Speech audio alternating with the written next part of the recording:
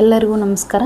ನನ್ನೆಲ್ಲ ಆತ್ಮೀಯ ಪ್ರೀತಿಯ 10ನೇ ತರಗತಿಯ ಮುದ್ದು ಮಕ್ಕಳೇ, ಇಂದಿನ ಈ ದಿನದ ಕನ್ನಡ ತರಗತಿಗೆ ನಿಮ್ಮೆಲ್ಲರಿಗೂ ಸ್ವಾಗತ.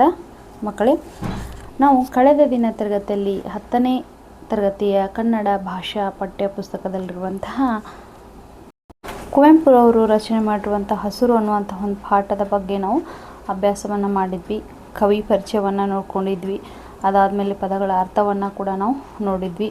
ಆಮೇಲೆ ಹಸಿರು ಅನ್ನುವಂಥದ್ದು ನಮ್ಮ ಮಾನವನ ಜೀವನ ಸಂಕುಲಕ್ಕೆ ಎಷ್ಟೊಂದು ಅವಶ್ಯಕತೆ ಇದೆ ಅನ್ನೋದರ ಬಗ್ಗೆ ನಾವು ನಿನ್ನೆಯ ದಿನ ತರಗತಿಯಲ್ಲಿ ಅಭ್ಯಾಸವನ್ನು ಮಾಡಿದ್ವಿ. ಪ್ರಕೃತಿ ಇಲ್ಲದೆ ಮಾನವನಿಲ್ಲ, ಮಾನವನಿಲ್ಲದೆ ಪ್ರಕೃತಿ ಇಲ್ಲ, ಹೌದಾ? ಒಂದಕ್ಕೊಂದು ಅವಿನಾಭಾವ ಸಂಬಂಧವನ್ನು ಹೊಂದಿರುವಂತಹ ಪ್ರಕೃತಿನ ನಾವು ಹೇಗೆ ಇಟ್ಟುಕೊಳ್ಳಬೇಕು, ಯಾವ ರೀತಿಯಾಗಿ ಸ್ವಚ್ಛವಾಗಿ ಇಟ್ಕೊಳ್ಬೇಕು, ನಾವು ಪ್ರಕೃತಿ ನಾವೇನು ನೀಡಿದರೆ ಪ್ರಕೃತಿ ನಮಗೇನು ನೀಡ್ತತಿ ಎಂಬುದರ ಬಗ್ಗೆ ನಾವು ನಿನ್ನೆ ದಿನ ತರಗತಿಯಲ್ಲಿ ಅಭ್ಯಾಸವನ್ನು ಮಾಡಿದ್ವಿ. ಕುವೆಂಪುರವರು ತಮ್ಮ ಕವಿಶೈಲ್ಯದಲ್ಲಿ ಕುಳಿತುಕೊಂಡು ತಮ್ಮ ಸುತ್ತಮುತ್ತಲಿರುವಂತಹ ಪ್ರತಿಯೊಂದು ವಸ್ತು ಅವರಿಗೆ ಹಚ್ಚು ಹಸಿರಾಗಿ ಕಾಣ್ತಾ ಇತ್ತು. ಅಷ್ಟೊಂದು ಆಸಕ್ತಿಯಿಂದ ಅವರು ಪ್ರತಿಯೊಂದನ್ನು ನೋಡ್ತಾ ಇದ್ರು. ಅವ್ರ ಕಣ್ಣಿಗೆ ಕಾಣುವಂತಹ ನೋಟ, ಊಟ, ಗಾಳಿ, ಉಡುಗೆ ತೊಡುಗೆ ಪ್ರತಿಯೊಂದು ಕೂಡ ಅವ್ರಿಗೆ ಏನಾಗಿತ್ತಪ್ಪ ಅಂದ್ರೆ ಹಸಿರಿನ ಹಾಗೆ ಕಾಣ್ತಾ ಇತ್ತು. ಹಸಿರಿನ ಮಹತ್ವವನ್ನು ಕುವೆಂಪುರವರು ತಿಳಿಸಿರುವಂತಹ ಪದ್ಯದ ಬಗ್ಗೆ ನಿನ್ನೆಯ ದಿನ ಅಂದರೆ ಕಳೆದ ದಿನ ತರಗತಿಯಲ್ಲಿ ನಾವು ಅಭ್ಯಾಸವನ್ನು ಮಾಡಿದ್ವಿ. ಮಕ್ಕಳೇ, ಇಂದಿನ ದಿನ ತರಗತಿಯಲ್ಲಿ ನಾವು ಕವಿ ಪರಿಚಯವನ್ನು ನೋಡಿಕೊಂಡು ಪದಗಳ ಅರ್ಥವನ್ನು ನೋಡಿಕೊಂಡು ಅದಾದಮೇಲೆ ಈ ಪಾಠದ ಪ್ರಶ್ನೋತ್ತರಗಳನ್ನ ಸಂಪೂರ್ಣವಾಗಿ ಚರ್ಚೆ ಮಾಡೋಣ. ಬನ್ನಿ.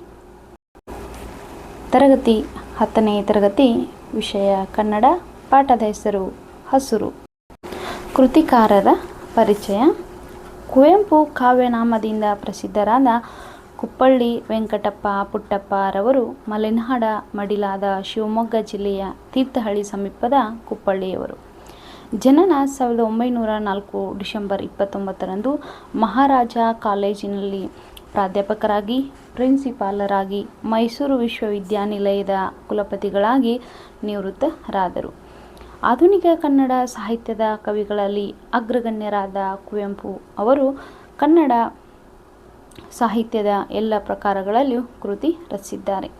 ಕೊಳಲು, ಪಾಂಚಜನ್ಯ, ಪ್ರೇಮ ಕಾಶ್ಮೀರ, ಪಕ್ಷಿಕಾಸಿ, ಕವನ ಸಂಕಲನಗಳು, ನನ್ನ ದೇವರು ಮತ್ತು ಇತರ ಕಥೆಗಳು, ಸನ್ಯಾಸಿ ಮತ್ತು ಇತರ ಕಥೆಗಳು, ಕಥಾ ಸಂಕಲನಗಳು, ಕಾನೂರು ಹೆಗ್ಗಡತಿ, ಮಲೆಗಳಲ್ಲಿ ಮದುಮಗಳು, ಕಾದಂಬರಿಗಳು, ತಪೋನಂದನ, ರಸವೈಶ್ಯ, ವಿಮರ್ಶಾ ಸಂಕಲನಗಳು, ಅಮಲನ ಕತೆ, ಮೋಡಣ್ಣನ ತಮ್ಮ, ಬೊಮ್ಮನಹಳ್ಳಿಯ ಕಿಂದರಿ ಜೋಗಿ, ಮಕ್ಕಳ ಪುಸ್ತಕಗಳು, ಝಲಗಾರ, ಯಮನ ಸೋಲು, ಬೆರಳ್ಗೆ ಕೊರಳ್ ನಾಟಕಗಳು, ನೆನಪಿನ ಧೋನಿಯಲ್ಲಿ ಆತ್ಮಕಥನ ಮುಂತಾದ ಸುಮಾರು 70 ಕೃತಿಗಳನ್ನು ರಚಿಸಿ ಕನ್ನಡ ಸಾಹಿತ್ಯ ಸಂಪತ್ತನ್ನು ಸಮೃದ್ಧಗೊಳಿಸಿದ್ದಾರೆ.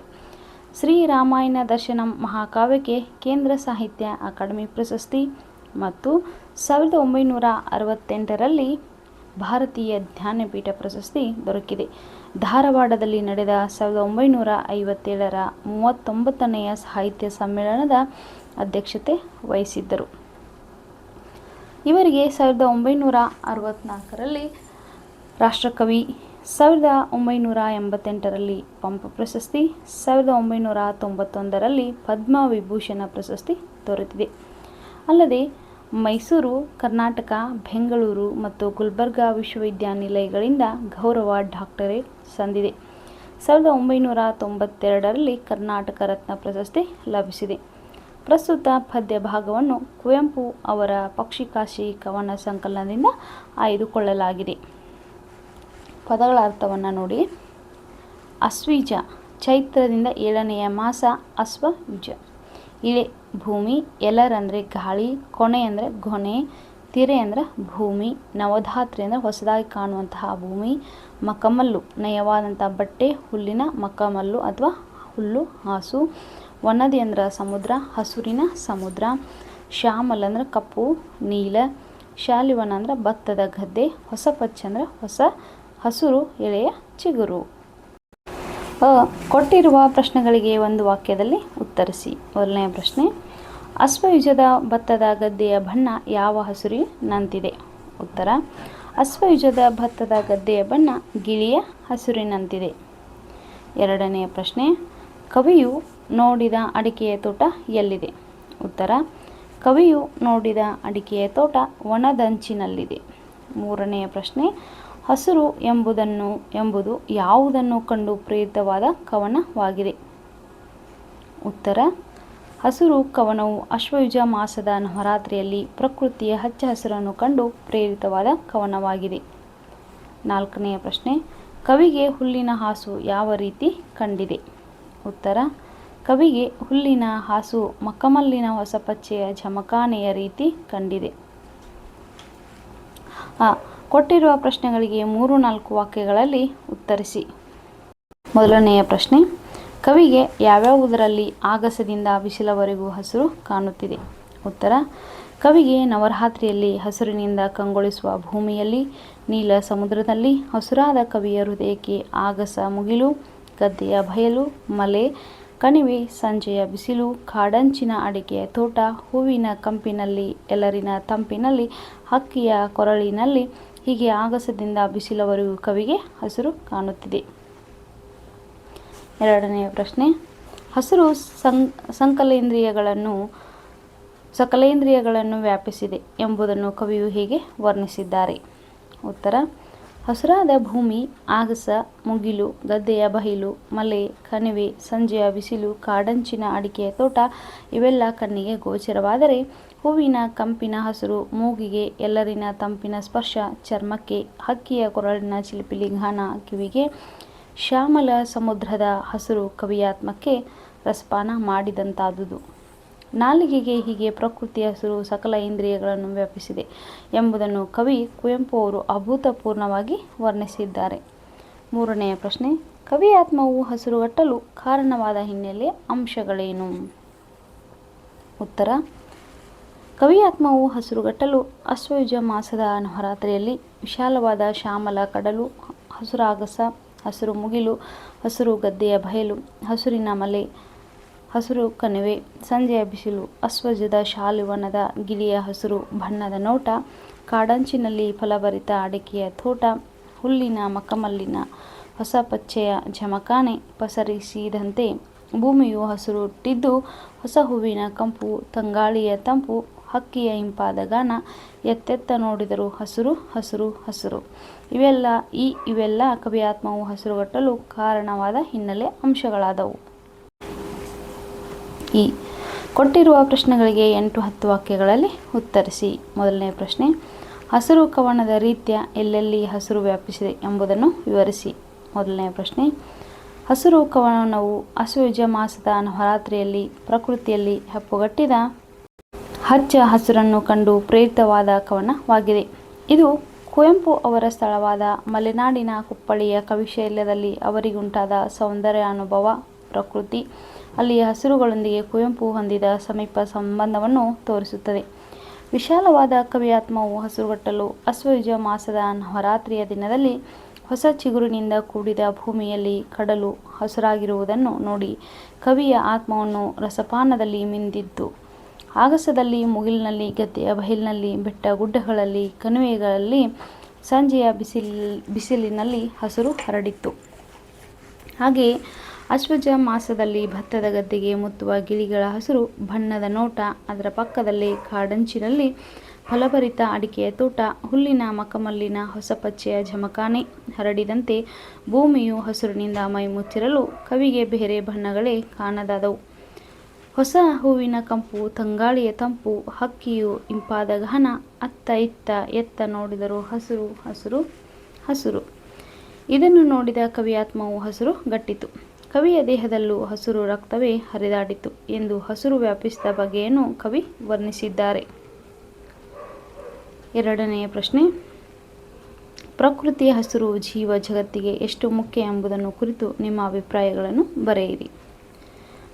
ಮಕ್ಕಳ ಸೃಜನಶೀಲತೆಗಾಗಿ ಬಿಡಲಾಗಿದೆ. ಮಕ್ಕಳು ಇದನ್ನು ನೀವೇ ನಿಮ್ಮ ಸ್ವಂತ ಅನಿಸಿಕೆಯನ್ನು ಇದರಲ್ಲಿ ಬರೀಬೇಕು. ಅಂದರೆ ಅದನ್ನು ನೀವು ಯಾವ ರೀತಿಯಾಗಿ ಪ್ರಕೃತಿಯನ್ನು ನೋಡ್ತೀರಾ ಅನ್ನೋದನ್ನು ನಿಮ್ಮ ಸೃಜನಶೀಲತೆಗೆ ಇಲ್ಲಿ ಬಿಡಲಾಗಿದೆ. ಈ ಸಂದರ್ಭ ಸಹಿತ ಸ್ವಾರಸ್ಯವನ್ನು ವಿವರಿಸಿ. ಮೊದಲನೇ ಪ್ರಶ್ನೆ, ಹಸುರಾದುದು ಕವಿಯಾತ್ಮ. ಆಯ್ಕೆ, ಈ ವಾಕ್ಯವನ್ನು ಕುವೆಂಪು ಅವರ ಪಕ್ಷಿಕಾಶಿ ಕವನ ಸಂಕಲನದಿಂದ ಆರಿಸಲಾಗಿರುವ ಹಸಿರು ಎಂಬ ಪದ್ಯಭಾಗದಿಂದ ತೆಗೆದುಕೊಳ್ಳಲಾಗಿದೆ. ಸಂದರ್ಭ, ನವರಾತ್ರಿಯ ಈ ಶ್ಯಾಮಲ ವರ್ಣದ ಕಡಲಿನಲ್ಲೂ ಕವಿಯ ಆತ್ಮ ಹಸುರಾಯಿತು. ರಸಪಾನದಲ್ಲಿ ಮಿಂದಿತು ಎಂದು ಪ್ರಕೃತಿಯಲ್ಲಿ ವ್ಯಾಪಿಸಿರುವ ಹಸುರಿನ ಬಗ್ಗೆ ವರ್ಣಿಸುವ ಸಂದರ್ಭದಲ್ಲಿ ಕವಿ ಈ ಮಾತನ್ನು ಹೇಳಿದ್ದಾರೆ. ಇದು ಕುವೆಂಪು ಅವರ ಸ್ಥಳವಾದ ಮಲೆನಾಡಿನ ಕುಪ್ಪಳ್ಳಿಯ ಕವಿಶೈಲದಲ್ಲಿ ಅವರಿಗುಂಟಾದ ಸೌಂದರ್ಯ ಅನುಭವ, ಪ್ರಕೃತಿ, ಅಲ್ಲಿಯ ಹಸುರುಗಳೊಂದಿಗೆ ಕುವೆಂಪು ಹೊಂದಿದ್ದ ಅವಿನಾಭಾವ ಸಂಬಂಧವನ್ನು ತೋರಿಸುತ್ತದೆ. ಸ್ವಾರಸ್ಯ: ನವರಾತ್ರಿಯ ಕಪ್ಪು ಕಡಲಿನಲ್ಲೂ ಹಸುರು ಕಾಣುವ ಕುವೆಂಪು ಅವರ ಕವಿಯಾತ್ಮದ ಪ್ರಕೃತಿಯ ರಸಸ್ವಾದನೆ ಇಲ್ಲಿ ಸ್ವಾರಸ್ಯಪೂರ್ಣವಾಗಿ ವ್ಯಕ್ತವಾಗಿದೆ. ಎರಡನೇ ಪ್ರಶ್ನೆ, ಬೇರೆ ಬಣ್ಣವನ್ನೇ ಕಾಣೆ. ಆಯ್ಕೆ: ಈ ವಾಕ್ಯವನ್ನು ಕುವೆಂಪು ಅವರ ಪಕ್ಷಿಕಾಶಿ ಕವನ ಸಂಕಲನದಿಂದ ಆರಿಸಲಾಗಿರುವ ಹಸುರು ಎಂಬ ಪದ್ಯದಿಂದ ತೆಗೆದುಕೊಳ್ಳಲಾಗಿದೆ. ಸಂದರ್ಭ: ಆಶ್ವೀಜ ಮಾಸದಲ್ಲಿ ಭತ್ತದ ಗದ್ದೆಗೆ ಮುತ್ತುವ ಗಿಳಿಗಳ ಹಸಿರು ಬಣ್ಣದ ನೋಟ, ಅದರ ಪಕ್ಕದಲ್ಲಿ ಕಾಡಂಚಿನಲ್ಲಿ ಫಲಭರಿತ ಅಡಿಕೆಯ ತೋಟ, ಹುಲ್ಲಿನ ಮಕಮಲ್ಲಿನ ಹೊಸಪಚ್ಚೆಯ ಝಮಖಾನೆ ಹರಡಿದಂತೆ ಭೂಮಿಯು ಹಸುರಿನಿಂದ ಮೈಮುಚ್ಚಿರುವ ಬಗೆಯನ್ನು ವರ್ಣಿಸುವ ಸಂದರ್ಭದಲ್ಲಿ ಕವಿ ಈ ಮಾತನ್ನು ಹೇಳಿದ್ದಾರೆ. ಸ್ವಾರಸ್ಯ: ಭೂಮಿಯ ಮೇಲೆ ಎಲ್ಲೆಂದರಲ್ಲಿ ವಿವಿಧ ರೂಪದಲ್ಲಿ ಹಸುರು ಪಸರಿಸುವುದನ್ನು ನೋಡಿ ರಸ ಆನಂದ ಹೊಂದಿದ ಕವಿ ಬೇರೆ ಬಣ್ಣಗಳೇ ಕಾಣದಾದವು ಎಂದು ಹೇಳಿರುವಲ್ಲಿ ಅವರ ರಸಸ್ವಾದನೆಯ ಔನ್ನತ್ಯವನ್ನು ಸ್ವಾರಸ್ಯಪೂರ್ಣವಾಗಿ ಅಭಿವ್ಯಕ್ತಪಡಿಸಿರುವುದನ್ನು ಕಾಣಬಹುದಾಗಿದೆ. ಮೂರನೆಯ ಪ್ರಶ್ನೆ, ಹಸುರು ಹಸುರುಳಿ ಹೆಸರು ಹಳತ. ಆಯ್ಕೆ: ಈ ವಾಕ್ಯವನ್ನು ಕುವೆಂಪು ಅವರ ಪಕ್ಷಿಕಾಶಿ ಕವನದಿಂದ ಆರಿಸಲಾಗಿರುವ ಹಸುರು ಎಂಬ ಪದ್ಯದಿಂದ ತೆಗೆದುಕೊಳ್ಳಲಾಗಿದೆ. ಸಂದರ್ಭ: ಹೊಸ ಹೂವಿನ ಕಂಪು, ಬೀಸುವ ಗಾಳಿಯ ತಂಪು, ಹಕ್ಕಿಯ ಕೊರಳಿನಿಂದ ಹೊರಟ ಗಾನದ ಇಂಪು, ಅಲ್ಲದೆ ಇಡೀ ಭೂಮಿಯ ಶ್ವಾಸವೆಲ್ಲ ಹಸುರುಮಯವಾಗಿದೆ ಎಂದು ವರ್ಣಿಸುವ ಸಂದರ್ಭದಲ್ಲಿ ಕವಿ ಈ ಮಾತನ್ನು ಹೇಳಿದ್ದಾರೆ. ಇಲ್ಲಿ ಹೂವು, ಗಾಳಿ, ಹಕ್ಕಿಯ ಗಾನಗಳಲ್ಲಿ ಬೇರೆ ಬೇರೆ ಅನುಭವವಿದ್ದರೂ ಕವಿಯು ಏಕತಾ ದೃಷ್ಟಿಯಲ್ಲಿ ಎಲ್ಲದರಲ್ಲೂ ಹಸುರೇ ಕಾಣುತ್ತದೆ. ಸ್ವಾರಸ್ಯ: ಹಸುರು ಸರ್ವೇಂದ್ರಿಯಗಳನ್ನು ವ್ಯಾಪಿಸಿದೆ ಎಂದು ವರ್ಣಿಸಿರುವ ಕವಿಯ ಕಲ್ಪನೆ ಇಲ್ಲಿ ಸ್ವಾರಸ್ಯಪೂರ್ಣವಾಗಿ ಮೂಡಿಬಂದಿದೆ. ನಾಲ್ಕನೆಯ ಪ್ರಶ್ನೆ, ಹಸುರತ್ತಲ್ ಹಸುರಿತ್ತಲ್ ಹಸುರೆತ್ತಲ್.